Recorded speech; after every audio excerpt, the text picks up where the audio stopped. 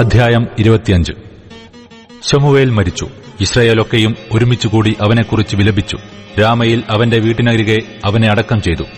ദാവീദ് പുറപ്പെട്ട് പാരാൻ മരുഭൂമിയിൽ പോയി പാർത്തു. കർമ്മേലിൽ വ്യാപാരമുള്ള ഒരു മാവോന്യൻ ഉണ്ടായിരുന്നു. അവൻ മഹാധനികനായിരുന്നു.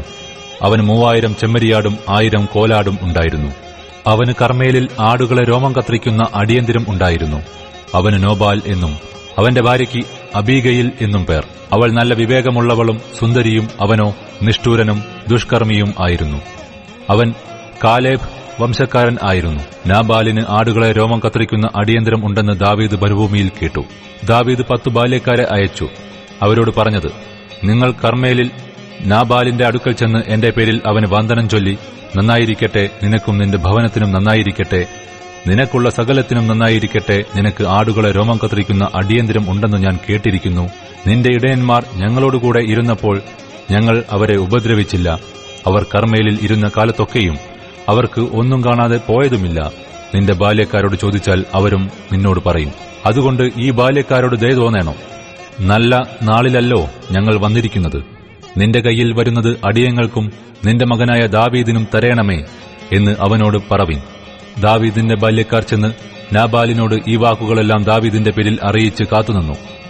നാബാൽ ദാവീദിന്റെ ഭൃത്യന്മാരോട്, ദാവീദ് ആർ, ഇശായിയുടെ മകൻ ആർ. യജമാനന്മാരെ വിട്ടുപോയി കളയുന്ന ദാസന്മാർ ഇക്കാലത്ത് വളരെയുണ്ട്. ഞാൻ എന്റെ അപ്പവും വെള്ളവും എന്റെ ആടുകളെ രോമം കത്രിക്കുന്നവർക്കായി ഒരുക്കിയ മാംസവും എടുത്ത് എവിടത്തുകാർ എന്ന് അറിയാത്തവർക്ക് കൊടുക്കുമോ എന്ന് ഉത്തരം പറഞ്ഞു. ദാവീദിന്റെ ബാല്യക്കാർ മടങ്ങിവന്ന് വിവരമൊക്കെയും അവനോട് അറിയിച്ചു. അപ്പോൾ ദാവീദ് തന്റെ ആളുകളോട്, എല്ലാവരും വാൾ അരക്കി കെട്ടിക്കൊള്ളുവിൻ എന്ന് പറഞ്ഞു. അവർ എല്ലാവരും വാൾ അരക്കി കെട്ടി. ദാവീദും വാൾ അരക്കി കെട്ടി. ഏകദേശം 400 പേർ ദാവീദിന്റെ പിന്നാലെ പുറപ്പെട്ടുപോയി. 200 പേർ സാമാനങ്ങളുടെ അടുക്കൽ പാർത്തു. എന്നാൽ ബാല്യക്കാരിൽ ഒരുത്തൻ നാബാലിന്റെ ഭാര്യയായ അബീഗയിലിനോട് പറഞ്ഞതെന്തെന്നാൽ, ദാവീദ് നമ്മുടെ യജമാനന് വന്ദനം ചൊല്ലുവാൻ മരുഭൂമിയിൽ നിന്നു ദൂതന്മാരെ അയച്ചു. അവനോ അവരെ ശകാരിച്ച് അയച്ചു. എന്നാൽ ആ പുരുഷന്മാർ ഞങ്ങൾക്ക് ഏറ്റവും ഉപകാരമുള്ളവരായിരുന്നു. ഞങ്ങൾ വയലിൽ അവരുമായി സഹവാസം ചെയ്തിരുന്ന കാലത്തൊരിക്കലും അവർ ഞങ്ങളെ ഉപദ്രവിച്ചില്ല. ഞങ്ങൾക്ക് ഒന്നും കാണാതെ പോയതുമില്ല. ഞങ്ങൾ ആടുകളെ മേയിച്ചുകൊണ്ട് അവരോടുകൂടെ ആയിരുന്നപ്പോഴൊക്കെയും രാവും പകലും അവർ ഞങ്ങൾക്കൊരു മതിലായിരുന്നു. ആകയാൽ ഇപ്പോൾ ചെയ്യേണ്ടത് എന്തെന്ന് ആലോചിച്ചു നോക്കണം. നമ്മുടെ യജമാനനും അവന്റെ സകല ഭവനത്തിലും ദോഷം നിർണയിച്ചു പോയിരിക്കുന്നു. അവനോ ദുസ്വഭാവിയാകൊണ്ട് അവനോട് ആർക്കും ഒന്നും മിണ്ടിക്കൂടാ. ഉടനെ അബീഗയിൽ 200 അപ്പവും 2 തുരുത്തി വീഞ്ഞും പാകം ചെയ്ത് 5 ആടും 5 പറ മലരും 100 ഉണക്കമുന്തിരിക്കുലയും 200 അത്തിയടയും എടുത്ത് കഴുതപ്പുറത്ത് കയറ്റി ബാല്യക്കാരോട്, നിങ്ങൾ എനിക്ക് മുമ്പായി പോകുവിൻ, ഞാനിതാ പിന്നാലെ വരുന്നു എന്ന് പറഞ്ഞു. തന്റെ ഭർത്താവായ നാബാലിനോട് അവൾ ഒന്നും അറിയിച്ചില്ലതാനും. അവൾ കഴുതപ്പുറത്തു കയറി മലയുടെ മറവിൽ കൂടി ഇറങ്ങിച്ചെല്ലുമ്പോൾ ഇതാ ദാവീദും അവന്റെ ആളുകളും അവരുടെ നേരെ വരുന്നു. അവൾ അവരെ എതിരേറ്റു. എന്നാൽ ദാവീദ്, മരുഭൂമിയിൽ അവനുണ്ടായിരുന്നതൊക്കെയും ഞാൻ വെറുതെയല്ലോ കാത്തത്. അവന്റെ വക ഒന്നും കാണാതെ പോയതുമില്ല. അവനോ നന്മയ്ക്കു പകരം എനിക്ക് തിന്മ ചെയ്തു.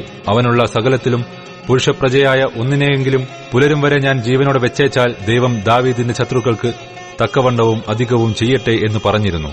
അബീഗയിൽ ദാവീദിനെ കണ്ടപ്പോൾ ക്ഷണത്തിൽ കഴുതപ്പുറത്തുനിന്ന് ഇറങ്ങി ദാവീദിന്റെ മുമ്പിൽ സാഷ്ടാംഗം വീണു നമസ്കരിച്ചു. അവൾ അവന്റെ കാൽക്കൽ വീണു പറഞ്ഞത്, യജമാനനെ, കുറ്റം എന്റെ മേൽ ഇരിക്കട്ടെ. അടിയൻ ഒന്ന് ബോധിപ്പിച്ചുകൊള്ളട്ടെ. അടിയന്റെ വാക്കുകളെ കേൾക്കണമേ. ദുസ്വഭാവിയായ ഈ നാബാലിനെ യജമാനൻ ഗണ്യമാക്കരുതേ. അവൻ തന്റെ പേർ പോലെ തന്നെ ആകുന്നു. നാബാൽ എന്നല്ലോ അവന്റെ പേർ. ഭോഷത്വം അത്രേ അവന്റെ പക്കൽ ഉള്ളത്. അടിയനോ യജമാനൻ അയച്ച ബാല്യക്കാരെ കണ്ടിരുന്നില്ല. ആകയാൽ യജമാനനെ, യഹോവയാണ്, നിന്നാണ് രക്തപാതകവും സ്വന്തം കൈയാൽ പ്രതികാരവും ചെയ്യാതവണ്ണം യഹോവ നിന്നെ തടുത്തിരിക്കുന്നു. നിന്റെ ശത്രുക്കളും യജമാനന് ദോഷം വിചാരിക്കുന്നവരും നാബാലിനെപ്പോലാകട്ടെ. ഇപ്പോൾ യജമാനന്റെ അടുക്കൽ അടിയൻ കൊണ്ടുവന്നിരിക്കുന്ന ഈ കാഴ്ച യജമാനന്റെ പരിചാരകരായ ബാല്യക്കാർക്കിരിക്കട്ടെ. അടിയന്റെ കുറ്റം ക്ഷമിക്കണമേ. യഹോവ യജമാനന് സ്ഥിരമായൊരു ഭവനം പണിയും. യഹോവയുടെ യുദ്ധങ്ങളെയല്ലോ യജമാനൻ നടത്തുന്നത്. ആയുഷ്കാലത്തൊരിക്കലും നിന്നിൽ ദോഷം കാണുകയില്ല.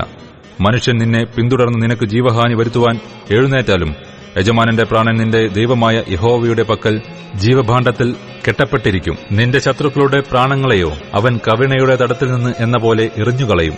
എന്നാൽ യഹോവ യജമാനന് വാഗ്ദാനം ചെയ്തിരിക്കുന്ന എല്ലാ നന്മയും നിവർത്തിച്ചു തന്ന് നിന്നെ യിസ്രായേലിനു പ്രഭുവാക്കി വയ്ക്കുമ്പോൾ അകാരണമായി രക്തം ചിന്നുകയും യജമാനൻ താൻ തന്നെ പ്രതികാരം നടത്തുകയും ചെയ്തുപോയി എന്നുള്ള ചഞ്ചലവും മനോവ്യഥയും യജമാനന് ഉണ്ടാകയില്ല.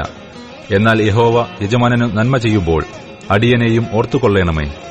ദാവീദ് അബീഗയിലിനോട് പറഞ്ഞത്, എന്നെ എതിരേൽപ്പാൻ നിന്നെ ഇന്ന് അയച്ചിരിക്കുന്ന ഇസ്രായേലിന്റെ ദൈവമായ യഹോവയ്ക്ക് സ്തോത്രം. നിന്റെ വിവേകം സ്തുത്യം. രക്തപാതകവും സ്വന്ത കൈയാൽ പ്രതികാരവും ചെയ്യാതവണ്ണം എന്നെ ഇന്ന് തടുത്തിരിക്കുന്ന നീയും അനുഗ്രഹിക്കപ്പെട്ടവൾ. നിന്നോട് ദോഷം ചെയ്യാതവണ്ണം എന്നെ തടുത്തിരിക്കുന്ന ഇസ്രായേലിന്റെ ദൈവമായ യഹോവയാണ്. നീ ബദ്ധപ്പെട്ട് എന്നെ എതിരേറ്റ് വന്നിരുന്നില്ലെങ്കിൽ നേരം പുലരുമ്പോഴേക്കും പുരുഷപ്രജയൊന്നും നാബാലിന് ശേഷിക്കയില്ലായിരുന്നു. പിന്നെ അവൾ കൊണ്ടുവന്നത് ദാവീദ് അവളുടെ കയ്യിൽ നിന്ന് വാങ്ങി അവളോട്, സമാധാനത്തോടെ വീട്ടിലേക്ക് പോക. ഇതാ, ഞാൻ നിന്റെ വാക്കുകേട്ട് നിന്റെ മുഖം ആദരിച്ചിരിക്കുന്നു എന്ന് പറഞ്ഞു. അബീഗയിൽ നാബാലിന്റെ അടുക്കൽ എത്തിയപ്പോൾ അവൻ തന്റെ വീട്ടിൽ രാജവിരുന്നുപോലെ ഒരു വിരുന്നു കഴിക്കുന്നത് കണ്ടു. നാബാലിന്റെ ഹൃദയം ആനന്ദത്തിലായി. അവന് നന്നാ ലഹരി പിടിച്ചിരുന്നു. അതുകൊണ്ട് അവൾ നേരം വെളുക്കും വരെ വിവരം ഒന്നും അവനെ അറിയിച്ചില്ല. എന്നാൽ രാവിലെ നാബാലിന്റെ വീഞ്ഞ് ഇറങ്ങിയ ശേഷം അവന്റെ ഭാര്യ അവനോട് വിവരം അറിയിച്ചപ്പോൾ അവന്റെ ഹൃദയം അവന്റെ ഉള്ളിൽ നിർജീവമായി. അവൻ കല്ലിച്ചുപോയി. 10 ദിവസം കഴിഞ്ഞ ശേഷം യഹോവ നാബാലിനെ ദണ്ഡിപ്പിച്ചു. അവൻ മരിച്ചുപോയി. നാബാൽ മരിച്ചു എന്ന് ദാവീദ് കേട്ടപ്പോൾ, എന്നെ നിന്ദിച്ച നിന്ദയ്ക്കായിട്ട് നാബാലിനോട് വ്യവഹരിക്കുകയും തന്റെ ദാസനെ തിന്മ ചെയ്യാതവണ്ണം തടുക്കുകയും ചെയ്ത യഹോവയ്ക്ക് സ്തോത്രം. നാബാലിന്റെ ദുഷ്ടത യഹോവ അവന്റെ തലയിൽ തന്നെ വരുത്തിയിരിക്കുന്നു എന്ന് പറഞ്ഞു. പിന്നെ ദാവീദ് അബീഗയിലിനെ തനിക്ക് ഭാര്യയായി പരിഗ്രഹിക്കേണ്ടതിന് അവളോട് സംസാരിപ്പാൻ ആളയച്ചു. ദാവീദിന്റെ ഭൃത്യന്മാർ കർമ്മേലിൽ അബീഗയിലിന്റെ അടുക്കൽ ചെന്ന് അവളോട്, നീ ദാവീദിന് ഭാര്യയായി തീരുവാൻ നിന്നെ കൊണ്ടുചെല്ലേണ്ടതിന് ഞങ്ങളെ അവൻ നിന്റെ അടുക്കൽ അയച്ചിരിക്കുന്നു എന്ന് പറഞ്ഞു. അവൾ എഴുന്നേറ്റ് നിലം വരെ തലകുനിച്ചു. ഇതാ, അടിയൻ യജമാനന്റെ ദാസന്മാരുടെ കാലുകളെ കഴുകുന്ന ദാസി എന്ന് പറഞ്ഞു. ഉടനെ അബീഗയിൽ എഴുന്നേറ്റ് തന്റെ പരിചാരികളായ 5 ബാല്യക്കാരത്തികളുമായി കഴുതപ്പുറത്തു കയറി ദാവീദിന്റെ ദൂതന്മാരോടുകൂടെ ചെന്ന് അവന് ഭാര്യയായി തീർന്നു. ഇസ്രായേലിൽ നിന്ന് ദാവീദ് അഹിനോവമിനെയും കൊണ്ടുവന്നു. അവർ ഇരുവരും അവന്റെ ഭാര്യമാരായി തീർന്നു. ശൌലോ തന്റെ മകളും ദാവീദിന്റെ ഭാര്യയുമായിരുന്ന മീഖളിനെ ഗല്ലീമ്യനായ ലയീശിന്റെ മകൻ ഫൽത്തിക്ക് കൊടുത്തിരുന്നു.